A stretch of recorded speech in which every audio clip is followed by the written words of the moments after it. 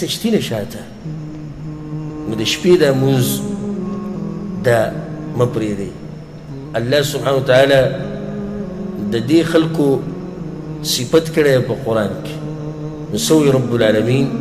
أمن هو قانت آناء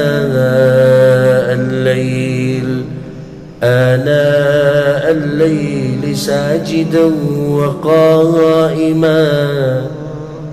یو سړی دی د شپې ولاړ دی ساجدا او یا په سجده دی، یا ولاړ او یا په سجده دی.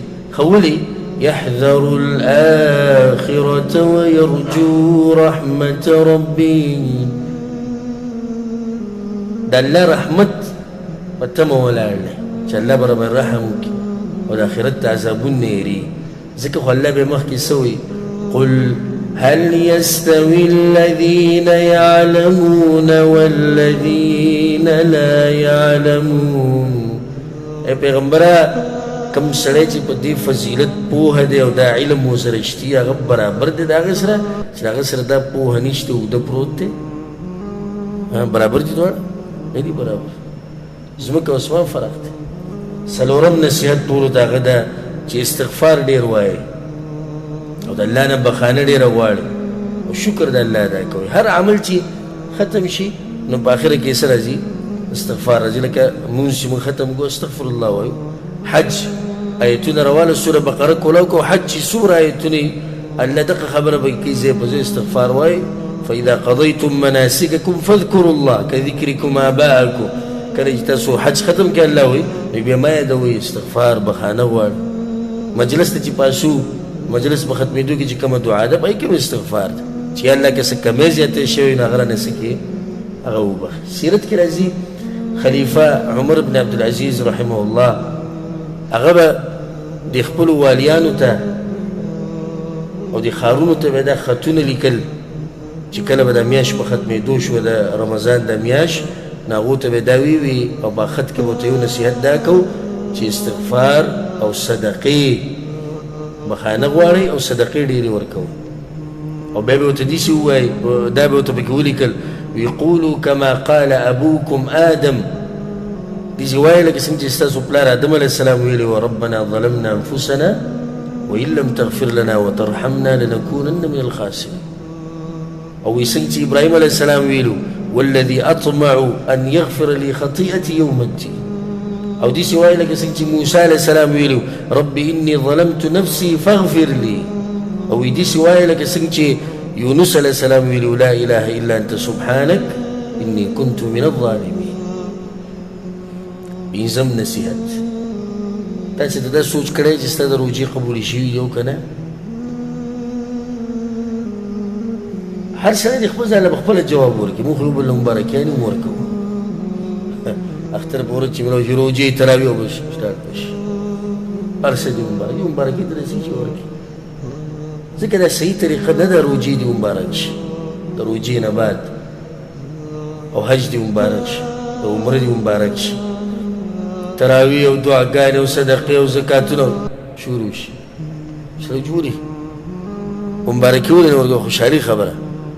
مبارکي خو سړی په هغه شي ورکوي چې خبرې دي چې دا قبول شوی دی. او خبر نه چې دا قبول شوی دی که نه نو داسې ورته څنګه چې صحابه کرام ووایي وایي الله دې ستاسو زموږ نیک اعمال قبول کړي.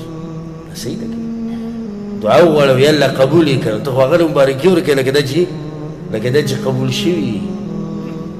نو دا سوچ پکار دی چې زموږ د اعمال به الله قبول کړي او که نه. الله د مؤمنانو شان او صفت ذکر کوي په قرآن کې والذین یؤتون ما آتوا وقلوبهم وجلة أنهم إلى ربهم راجعون. مؤمنان هغه دي چې د عبادت په وخت کې هم جاړي او یېرېږي دا زړونه چې موږ به الله ته واپس کېږو. او وخت په ختمېدو لګي نه ما ته اوس ته د سلف صالحینو د ژوند یو څو مثالونه پیش کول چې صحابه کرام چې عبادت به یې کوو څنګه به یې جړل. دا جړل ټول هغوی دا و چې الله به یې قبلوي او که نه به یې قبلوي. د مرګ په وخت کې به یې جړل. عمر بن خطاب رضی الله عنه، ابو بکر صدیق رضی الله عنه، بلال رضی الله عنه، عثمان رضی الله عنه. سیرت روانه ده اشنا سیرت په زنکدن کې د مرګ په وخت کې وایي که الله راباندې رحم ونه کړو زه تباه شو. یعنې دومره عبادتونه یې کړي دی وایي که الله راباندې رحم ونه کړو. یره ده ورسره چې الله به هغه عبادتونه قبول کړي وو که نه به او موږ څه الحمدلله دغه پلانونه وښو که نه. اکثر پښتانه چې کینی پنجابیان روجي نه دي وړه پښتانه دي ښه دي روجي خو نیسي که نه نیسي او قبولې شوي دي او که نه دا سوچ هم چېرته وکړه. ته خو په بل قوم پورې نښتی چې هغوی روجې نه نیسي که ستا د هم قبولې نه شوي نو تا او هغه کې څه فرق شتي هغه هم څه نشتي او ستا هم څه نشتي یو شی شو. ته پکې لا دا شوې چې ستړی پکې شوې ته پکې لا ستړی شوې حدیث کې راځي چې رسول صلی الله علیه وسلم وایي بعض خلک داسې دي چې د روجو کې د هغه قسمت صرف لوږه او تنده ده الله یې ته مونږ ساتي او د شپې په مونځ کې د هغوی نصیب وي د غریبانانو صرف چې دی نو هغه ستړیوالی دی او ودرېده دي بس نورو ته هېڅ هم نه میلاوي.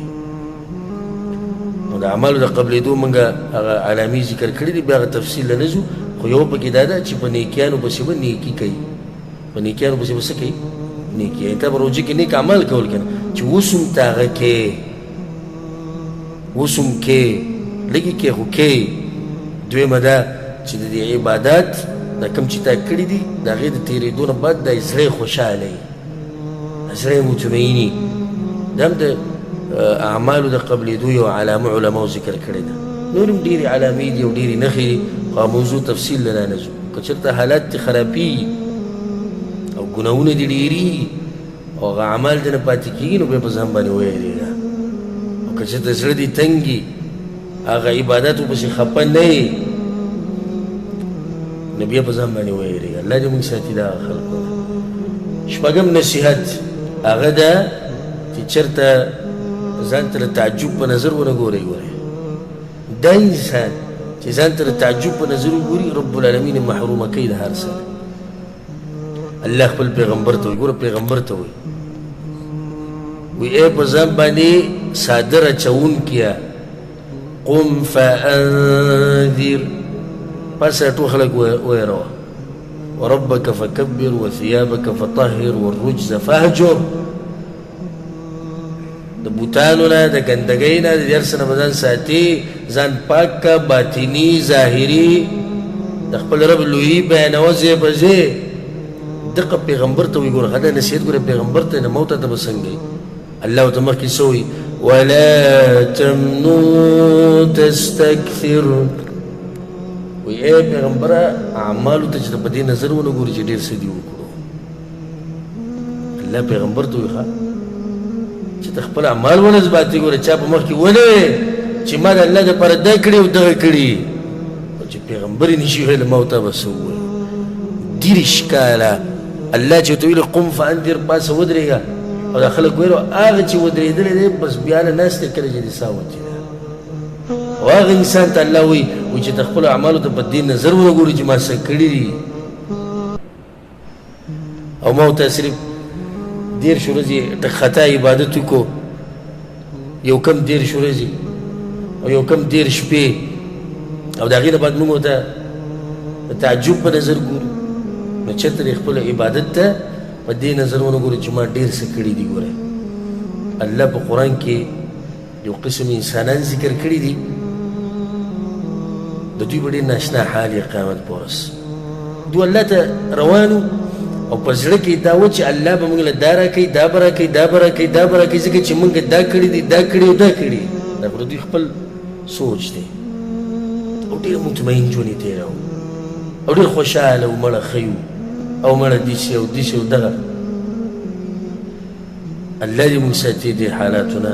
دې آیت ته چې انسان راورسي په قرآن کې نو چې دې ځای کې د ده زړه نه هېرېږي په ترجمې پوه او په تفسیر او نه جاړي او سوچ نه کوي دا سړی بلکل مړ دی.